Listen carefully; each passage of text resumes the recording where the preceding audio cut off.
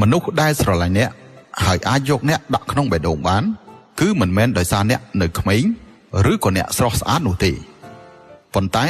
អ្វីដែលអ្នកឲ្យទៅគាត់នោះគឺជាអារម្មណ៍មួយដែលអ្នកដទៃឲ្យគាត់មិនបាននេះហើយគេហៅថាស្នេហាពិតរឿងនិស្ស័យនោះណាគឺសំអាងទៅលើភាពស្មោះត្រង់អារម្មណ៍ត្រូវការនោះគឺមិនចាក់ចោលគ្នាមិនថាពាក្យសម្បត្តិល្អប៉ុណ្ណានោះទេក៏មិនអាចប្រៀបបាននឹងបេះដូងរួមគ្នាតែមួយក្នុងជីវិតទោះបីជាពាក្យសន្យាច្រើនប៉ុណ្ណាក៏ដោយក៏មិនអាចប្រៀបបាននឹងមនុស្សម្នាក់ដែលចេះស្រឡាញ់ថ្នាក់ថ្នមអ្នកដែរស្រឡាញ់រូបរាងខាងក្រៅរបស់អ្នកគឺគ្រាន់តែមួយគ្រាចេះអធ្យាស្រ័យឲ្យអ្នកគ្រប់យ៉ាងទើបយូរអង្វែងធាត់ឬស្គមស្អាតឬអាក្រក់អ្វីដែលសំខាន់នោះ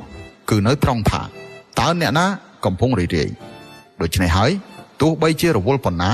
ក៏កុំផ្ដាច់ខ្លួនពីម្នាក់ដែលមានអ្នកនៅក្នុងបេះដូងនោះ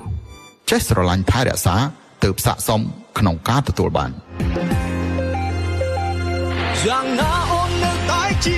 សង្